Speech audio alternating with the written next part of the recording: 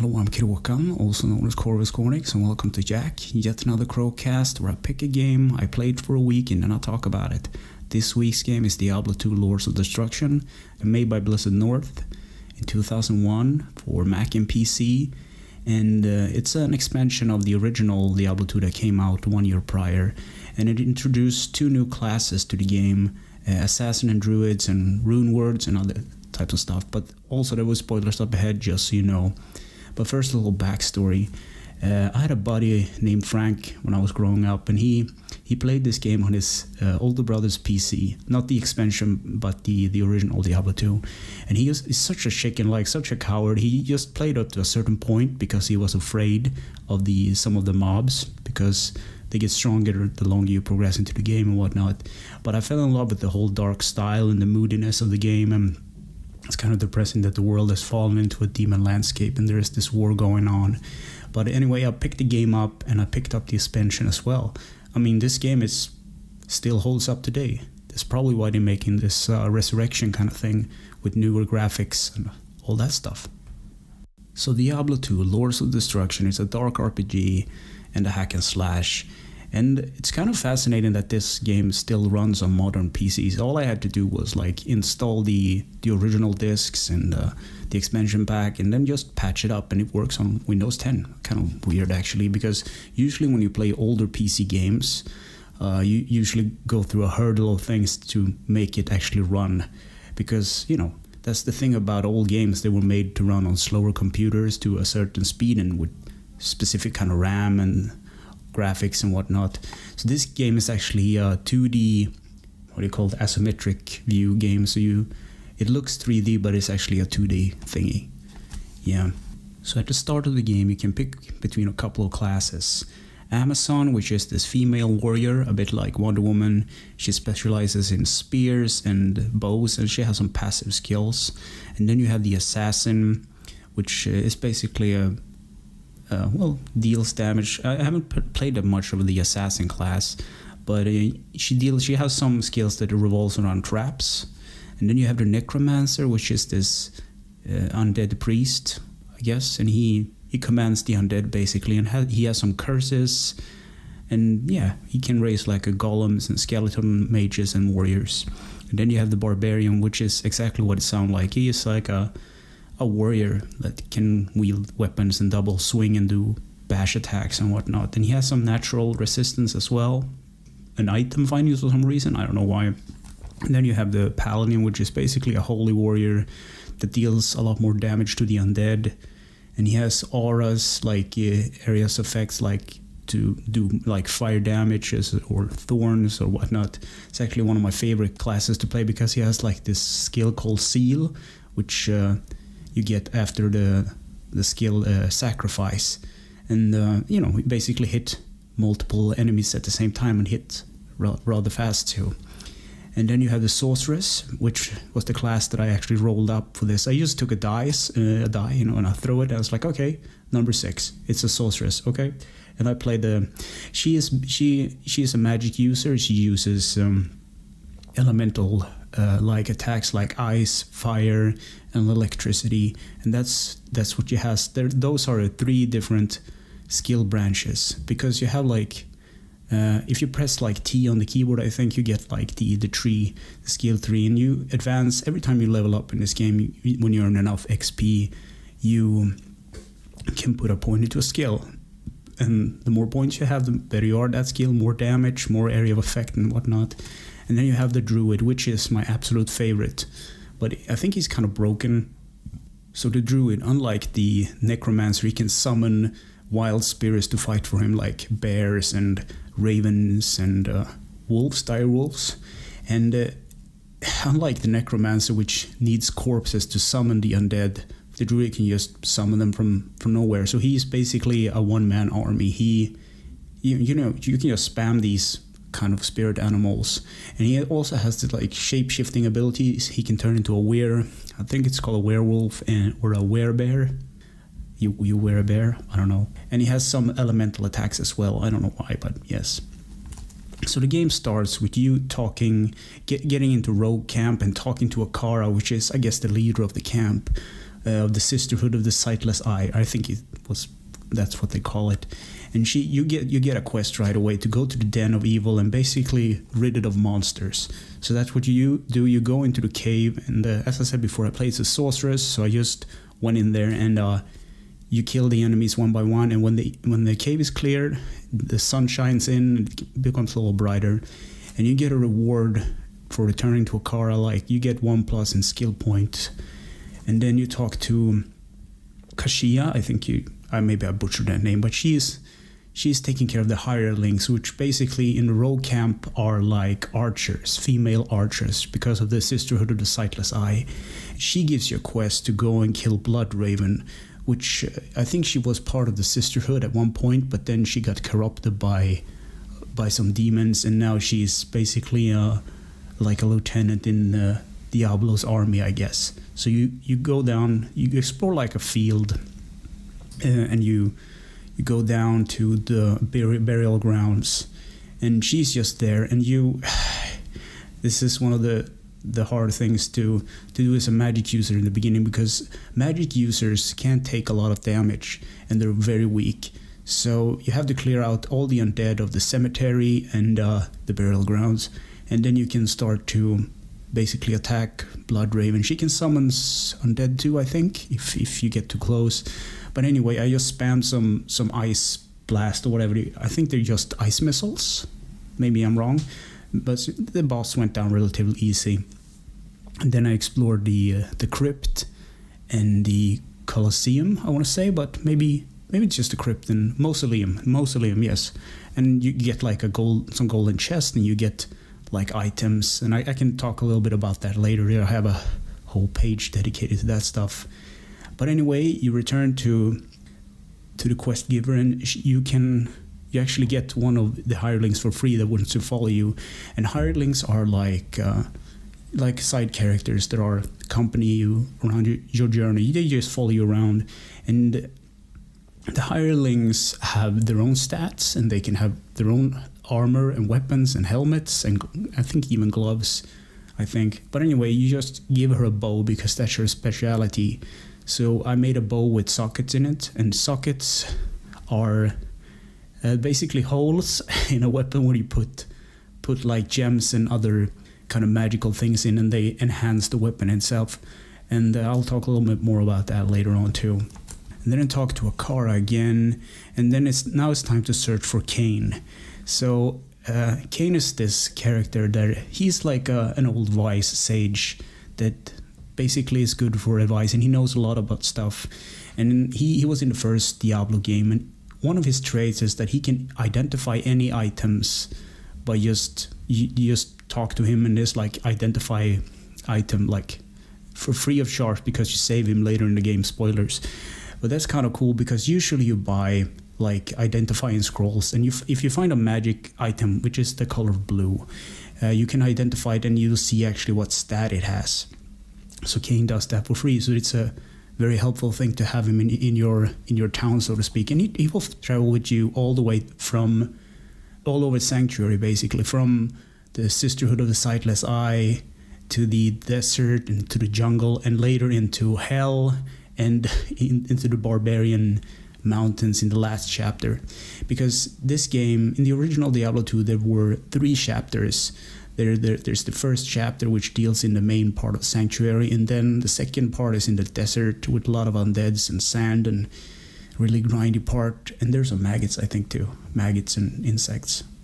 And then there's the jungle, which is, I guess I take that back, that's an even worse area, because there are big mosquitoes and these fleshlings, I think they're called. They're really annoying and irritating, and they have like shamans that revive them when they die. It's really annoying.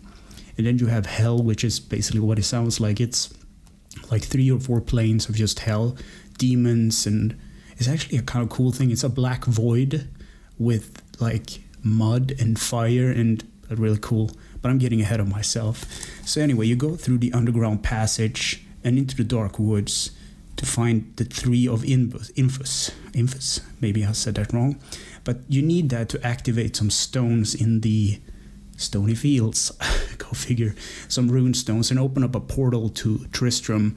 And anyone who is a Diablo fan knows the Tristram theme. It's one of those cool kind of guitar riffs. It's on actually play it on a 12-string guitar, and it's a really cool thing. Yeah.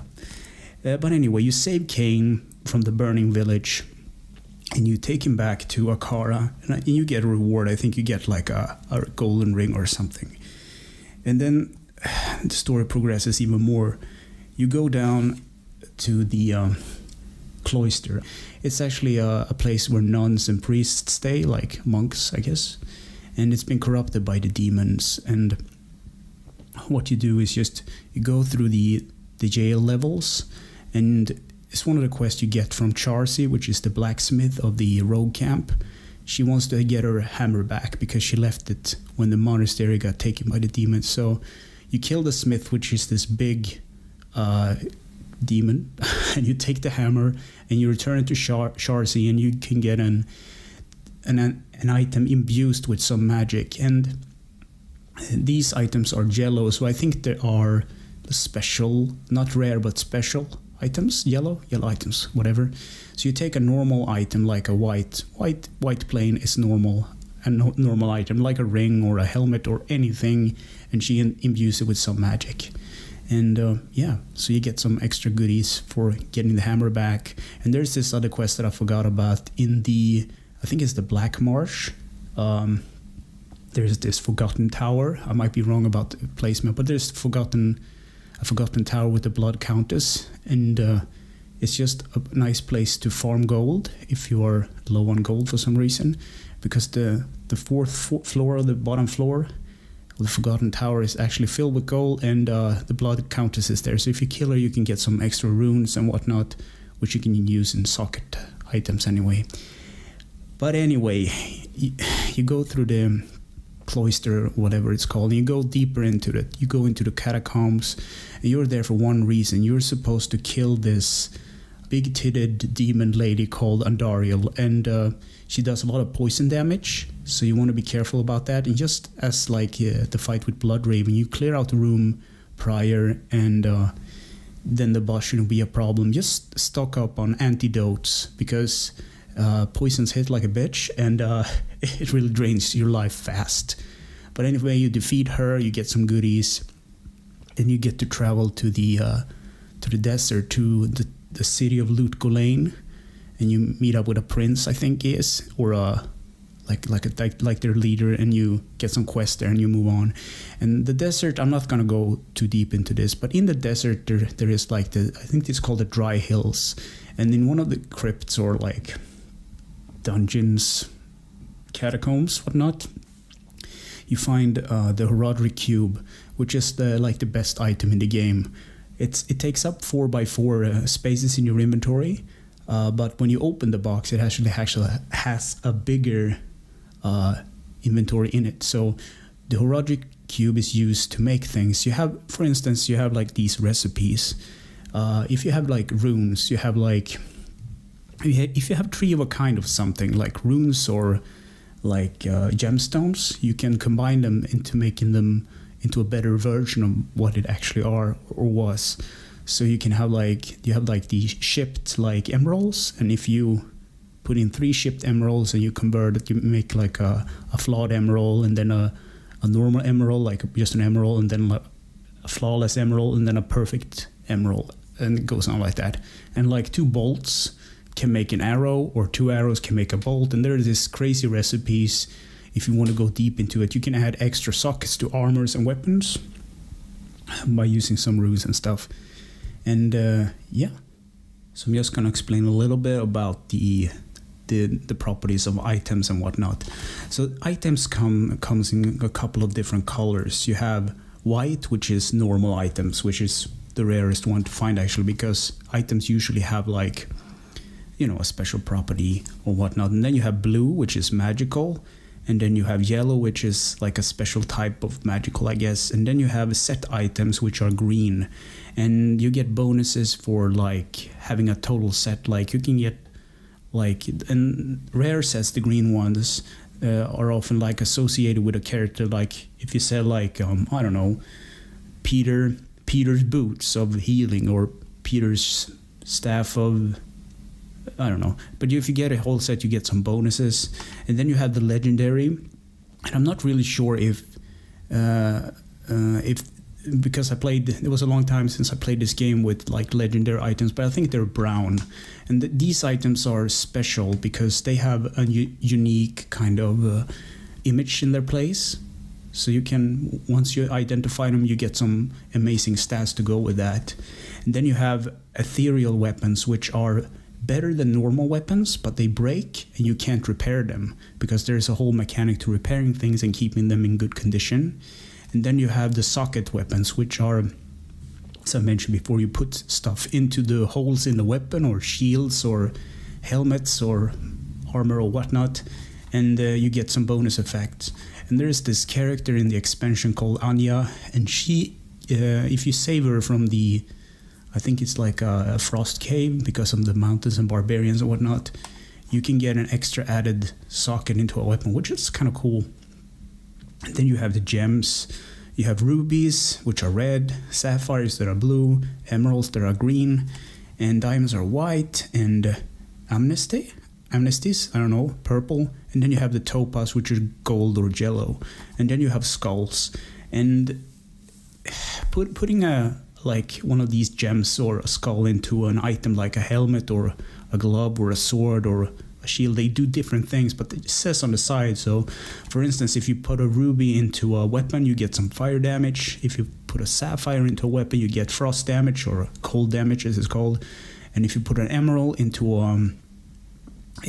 a sword or a weapon, you get poison damage. If you put a diamond into a weapon, you get like attack rating, I think.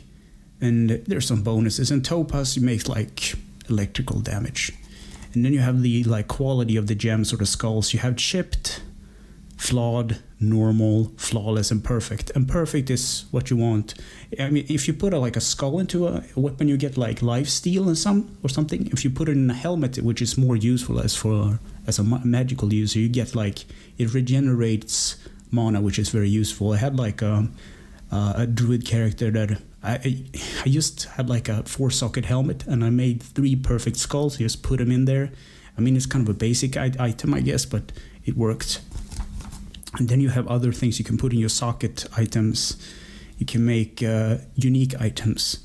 But anyway, you have like runes like Ith, Thal, or Sud. And Sud is one of my favorite runes, is the last one. And if you put that rune into a weapon or anything, it makes the thing unbreakable. You don't have to repair it. And you can make like, I think one of the more common recipes for runes is Sanctuary. I don't know exactly what it is that makes a Sanctuary, but it's basically a shield that is a good beginner's item. And yeah, there are some more Herodic Cubes recipes. And then you have something called Charms, and these you have them in your inventory basically, and they gives you extra bonuses to your stats. So you have 3 sizes, as I said, small, medium, and large, and they have a magical effect or boost a stat. So one thing I haven't even begin to touch on is like if you press C, which is your character sheet basically.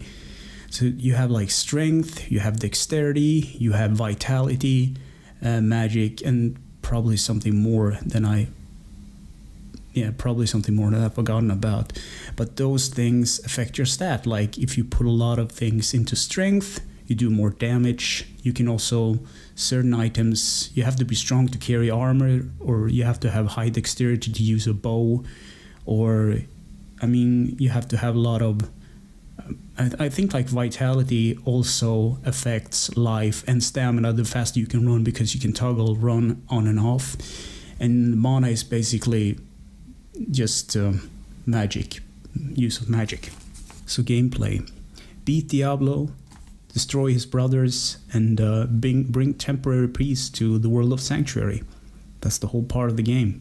So first you go after like Diablo, and goes all the way to, actually you go for Mephisto, because you find Mephisto in the jungle in one of the temples, which you dispose of him.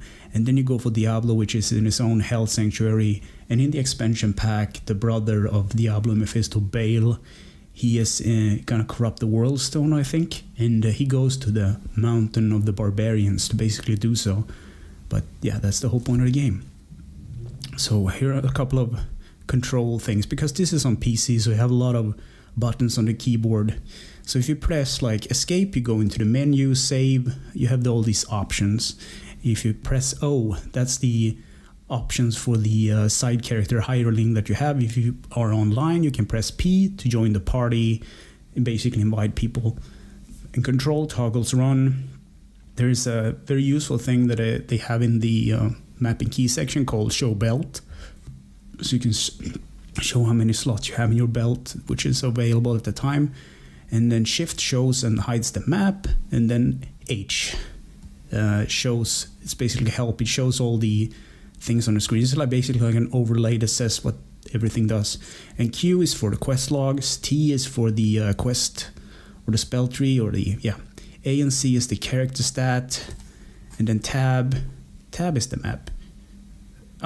Shift shows the items that are lying on the ground. That's different. I for inventory, so you have like this kind of, there's a grid system, and like a small gem takes like 1 space, and a sword might take 2 or 3, and yeah, it's basically inventory Tetris. And R toggles run on and off, and W swaps between your 2 sets of weapons if you just... Graphics. It's a 2D/3D, dark, murky, damp kind of feel to it. The only problem I have with the graphics are that they only support to 800 by 600. And there's some workarounds on this. I used to play this on my full definition TV, like fully HD, but then you have to have some workarounds in the shortcut file. You have like -W that makes it windowed, and then you have like there's some command minus, and then it's like the stretches all over the screen. It's not pretty, but it's playable. So that's the only complaint I got. Like, it would actually be better to play this on an old CRT, actually, just because it's optimized for that. So there's an option. And also the graphics, I know it's kind of relatable to it, but the cinematics in the game, between every chapter there's like a cinematic that introduce like the story so far, and I think those are really cool. They are a bit dated, but I think for what Blizzard has always been good at doing cinematics, like the first breaking things were like Diablo II, and then like the Warcraft, and nowadays they made like movies and stuff too. So Sound of Music, Matt was one of the composers, and also did a lot of sound effects.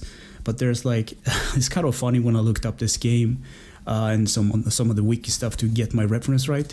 There are about 10 or more people working just with the music alone. But that was kind of weird. And the same thing with the sound department. And there are so many names, so there had to be a lot of contribution to that. So in conclusion, this is a classic. Play it. It's more or less the perfect hack and slash in my opinion. And if you don't like the graphical style because it's a bit dated and you have problems with the resolution and stuff, they're making this remaster. They're calling a Resurrection, Diablo II Resurrection, where they like put new graphic and new sound into the game. You can also switch back to the older graphics, which I thought was cool. So if you don't like the whole workaround, the whole process of making it work and run and play, go for the Resurrection instead. But anyway, thanks for listening and watching, and take care.